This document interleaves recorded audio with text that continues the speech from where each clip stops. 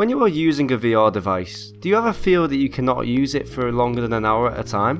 Do you ever feel that the vision in your VR headset is blurry? Do you struggle to find the right IPD sweet spot with your VR headset? Because these are all very common problems that people have in the VR space, and while VR companies and third-party accessory companies are trying their best to accommodate everybody, we are still a long way away from finding that magical one-size-fits-all formula. Hello and welcome, it's not Cami, and today we are going to be talking about the problems that the VR industry has to face when it comes to comfort in VR. Let's begin. So there are a couple of factors that determine how comfortable a headset is to a user. One of the main factors is the Ipd Adjustment Options that a headset has. Ipd stands for interpupillary distance, which is the distance between your eyes. This has been under a lot of discussion recently as headsets such as the PSVR 2 and the MetaQuest Pro allow you to automatically adjust the Ipd settings in order to optimize comfort. So if you don't already know how to do this on the Quest Pro, all you have to do is go to display in the settings menu and click on the fit adjustment option. That should adjust the Ipd to the desired setting. So why is it important for the Ipd to be set on the correct option? Well, because if the Ipd is set incorrectly, incorrect Ipd settings are one of the main reasons why people suffer from motion sickness when playing in VR, but it certainly isn't the only reason. To put it simply, virtual reality motion sickness is caused by a disparity in apparent motion between the eyes and inner ear and what your body is feeling. Your eyes are seeing motion whereas your body doesn't feel that motion. This disparity is what causes motion sickness. Now there are a couple of things that can cause this disparity, but one of the main examples that I can bring up here is older headsets that had low power and inconsistent frame rates.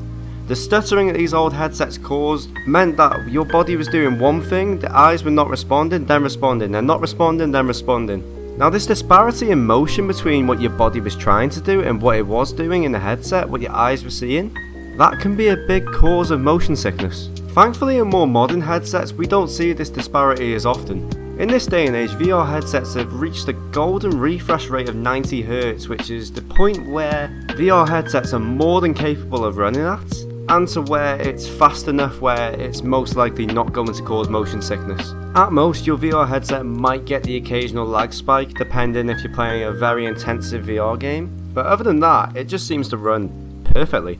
Now another problem with comfortability with VR headsets is more on the hardware side, and it's just simply that they're not very comfortable. Well, they can be, but it all depends on who you are. If your head shape is suitable for a kind of headset, then the comfort of a headset shouldn't be a problem for you. Now, I'm fortunate enough to have a head shape where it is very suitable for the Quest Pro. However, not everybody has the same head shape. What works for one person may feel horrible to the next person. Now, as of today, there isn't a commercially available one-size-fits-all option that is available to the public as of now.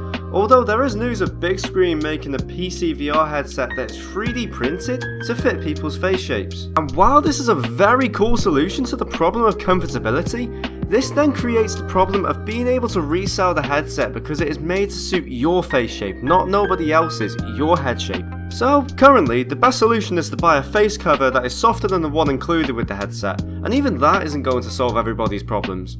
So, this probably should have been mentioned before, but on top of the points I've already made about motion sickness, people have been asking questions recently about the PlayStation Store not having comfort ratings. Comfort ratings are imperative to the VR user, as there are VR games out there, especially on the PlayStation 5, that new users just aren't going to be able to handle.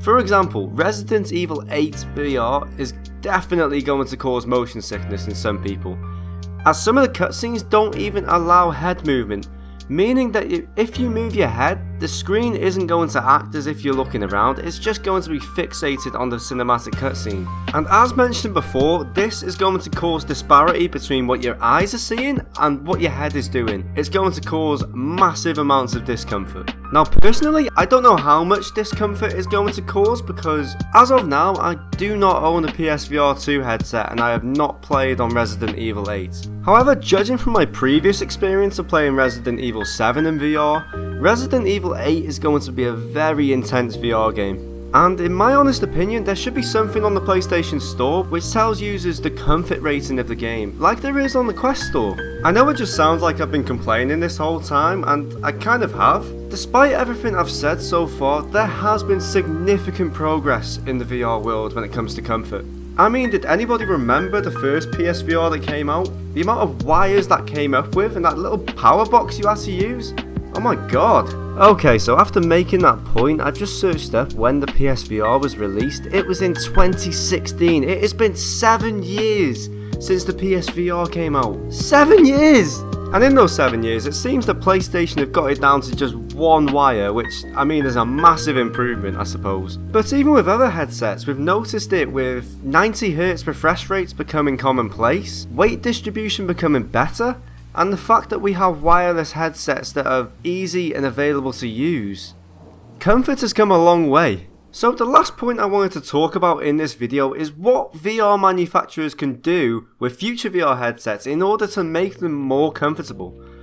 Firstly, the jump to a smooth, consistent 120Hz refresh rate would go a very long way to helping users feel more comfortable in VR worlds. Secondly, an even weight distribution of the headset. Like we have seen recently with the Quest Pro, this is a must-have for future VR headsets. Thirdly, and this is definitely specific to the PlayStation VR store, more than anything, comfort ratings are a must-have thing going forward.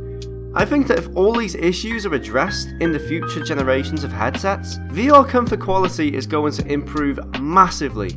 So those are my thoughts on the current problems that we are facing with VR comfort. If you have any opinions on the matter, please leave your comments down below. I know it just sounds like I've been rambling on for ages, because I kinda have, but if you've made it this far into the video, thank you so much. If you liked the video, please feel free to leave a like. If you want to see more VR content from me in the future, then feel free to subscribe. That's all for now, thank you for watching, and I hope you enjoy the rest of your day.